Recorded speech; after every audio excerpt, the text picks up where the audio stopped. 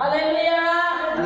प्रभु का धन्यवाद हो, परमेश्वर की महिमा हो। परमेश्वर ने सुंदर समय हमारे जीवन में दिया है, इस बात के लिए हम परमेश्वर को धन्यवाद देते हैं। आइए हम छोटे से परमेश्वर के वचन को देखेंगे कि परमेश्वर हमारे जीवन में क्या कहना चाहते हैं। चिंता आज का विषय है, चिंता।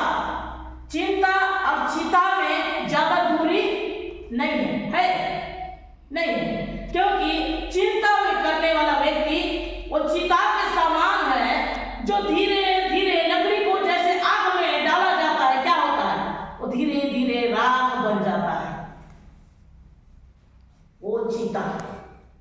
जैसे इंसान चिंता करता है, बीपी, शुगर, नाना प्रकार बीमारी धीरे धीरे उसको अटैक करना शुरू कर देता है, वो चिंता की वजह से।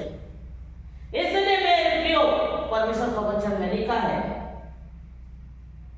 हमको चिंता नहीं करना है। परमेश्वर का वचन कहता है तू अपनी सारी चिंता मुझ पर डाल दे, मुझे तेरा ज्ञान है।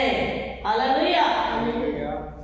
पहला पत्रस 5वां अध्याय 7वां पद में लिखा है अपनी सारी चिंता मुझ पर डाल दे, मुझे तेरा ध्यान है। कैसे चिंता को डालेंगे उसके ऊपर? प्रार्थना के जरिए। कौन सी चिंता? जब हम पढ़ाई कर रहे हैं, हमारे माइंड में कुछ आ नहीं पा रहा है, हम कोशिश कर रहे हैं पढ़ने के लिए, बहुत कोशिश कर रहे हैं, लेकिन हमको आ नहीं पा रहा है, हम कैसे करके परीक्षा में लिख पाएंगे?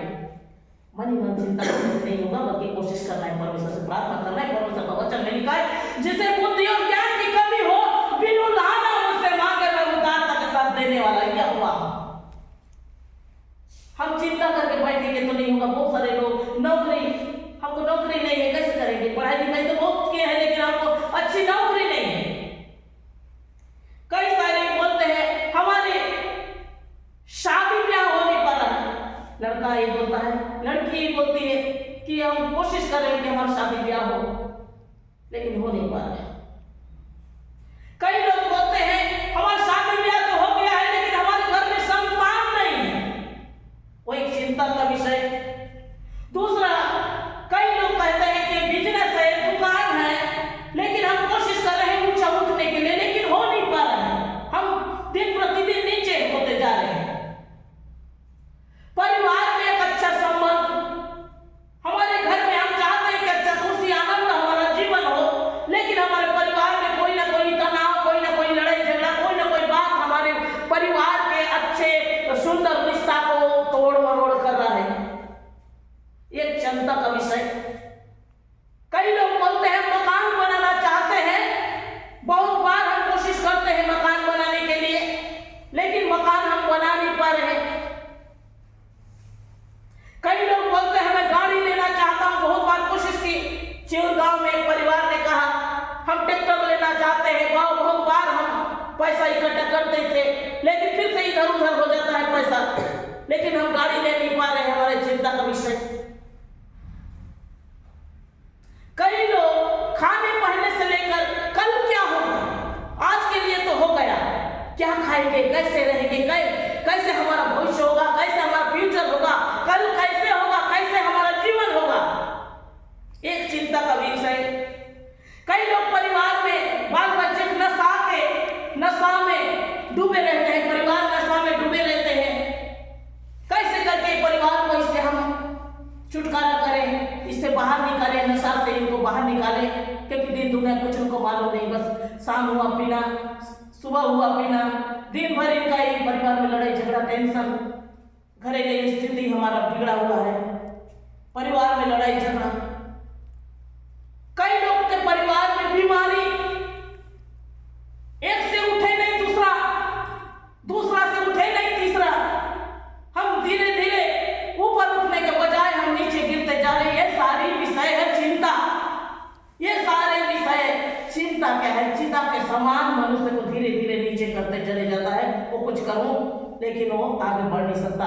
मेरे प्रिय बाइबल के वचन में लिखा है यूहन्ना रचित समाचार 14 अध्याय 12 पद में, जो मुझ पर विश्वास करेगा वो बड़े बड़े काम करेगा, चाहे कोई भी समस्या क्यों ना हो, चाहे कोई भी बीमारी क्यों ना हो, चाहे परिवार में कोई भी निराशा क्यों ना हो।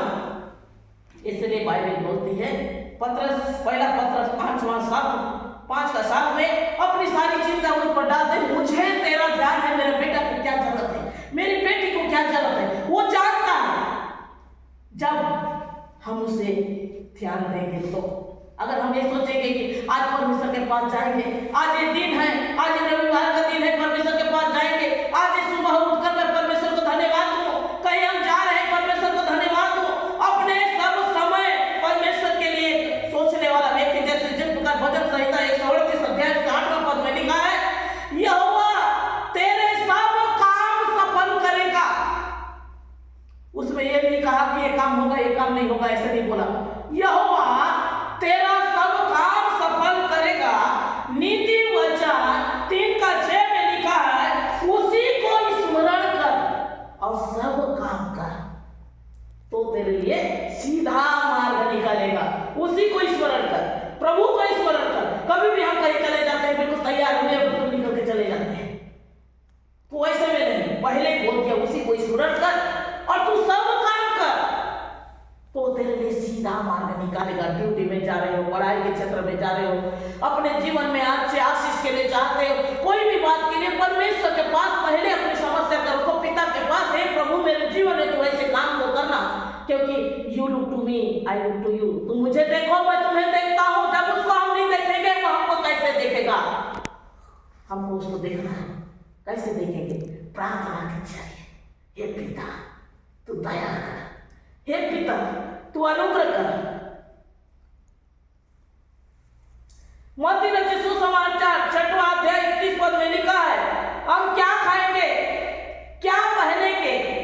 अन्य जाति ये सब बातों की चिंता में लगे रहते हैं। हम कल क्या खाएंगे, क्या पिएंगे, क्या पहनेंगे, क्या उड़ेंगे, कैसे हमारा जीवन होगा, कैसे हमारा फ्यूचर होगा, कैसे हमारा भविष्य होगा, कैसे हमारे बाल बच्चों के जीवन होगा। क्योंकि परमेश्वर बोल दिया, तू सारी चिंता मुझ पर डाल दे। तू क्यों अपना चिंता अपना सिर पे लेके घूम रहा है? तू सब डाल दे। बाल बच्चे नहीं हो रहे तो भी प्रभु के पास जा, शादी ब्याह नहीं हो रहे तो प्रभु के पास जा, पढ़ाई लिखाई में माइंड नहीं लग रहा है, प्रभु से कह, परमेश्वर तू बुद्धि ज्ञान दे। नौकरी नहीं लग रहा है तो प्रभु से कह, रात और दिन उसको पुकार, प्रभु तू उपाय कर, तू उपाय करने वाला चीज है तू है। बीमार से डॉक्टर मेडिसिन ट्रीटमेंट ऑपरेशन नाना प्रकार के काम कर रहे हैं, लेकिन कोई भी निजात, कोई भी छुटकारा हमारे जीवन में नहीं हो रहा है। प्रभु को पास जाओ, प्रार्थना करो, परमेश्वर को छुटकारा करना।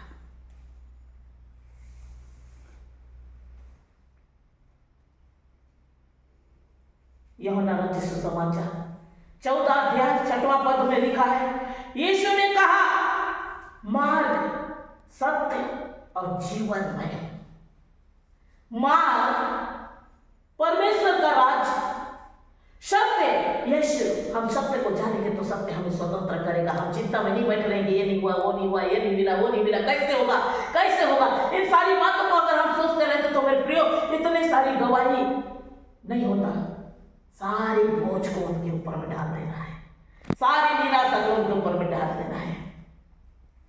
नीति वचन 10:3 में लिखा है, धर्मी को यहोवा भूखे मरने नहीं देगा। हालेलुया। धर्मी को, जो परमेश्वर के खोजी है, जो परमेश्वर की याद करते हैं, जो परमेश्वर के लिए भूख और प्यास में है, जो परमेश्वर को ढूंढते हैं। क्योंकि मत्ती रचित सुसमाचार में लिखा है, मांगो तुमको दिया जाएगा, ढूंढो तुम पाओगे, खटखटाओ तुम्हारे लिए खोला जाएगा।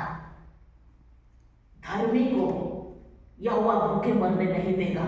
वो दिन को जानता है, आज संडे है, प्रार्थना करना है, परमेश्वर की महिमा करना है, वो उसके राज्य को जानता है। झूठ मूठ बेविचार लंघन, उसका जीवन में हत्या चोरी ये प्रकार से नहीं है, वो धर्मी ठहरेगा।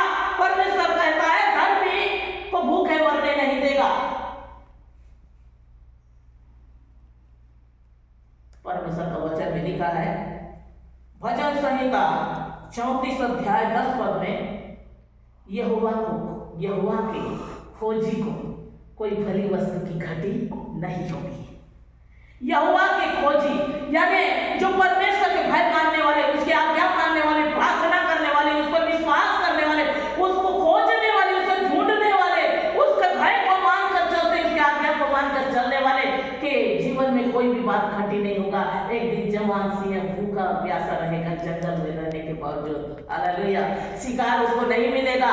एक दिन वो भूखा सो जाएगा कि मैं आज शिकार नहीं मिला, लेकिन उसको खोजने वाले, ढूंढने वाले को कोई भली वस्तु की घटी नहीं। कोई भी भली वस्तु, जो भी हमारे मन में मनोकामना है, हर एक चीज भली वस्तु, कुछ भी घटी नहीं होगा,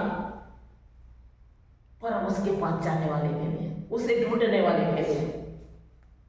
मेरे प्रियो, इसलिए परमेश्वर का वचन में जो प्रकार हमने सुना, जो मुझ पर विश्वास करेगा वो बड़े बड़े काम करेगा, उसके जीवन में बड़ा बड़ा काम होगा। अच्छे रीति से उसके जीवन में परमेश्वर की आशीष, संतान के लिए वो चिंता नहीं करेगा, क्योंकि सारा अब्राहम को 99 वर्ष में परमेश्वर दिया तो मुझे भी देगा, वो चिंता करके नहीं बैठेगा। शादी ब्याह के लिए चिंता नहीं करेगा, क्योंकि परमेश्वर जीवन, मृत्यु और जोड़ी, शादी और ब्याह, हर एक बातों को वो समय का निर्धारित करके बना दिया है।